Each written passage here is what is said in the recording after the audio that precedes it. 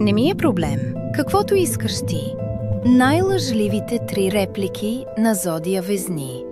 Ако Везна каже това, значи вече тайно си създава списък с неща, които не трябваше да искаш. И колкото и да изглежда, че й е все едно, не й е.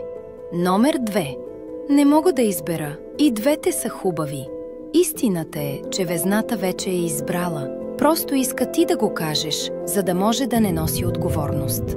Това не е колебание. Това е социална магия. Номер 3.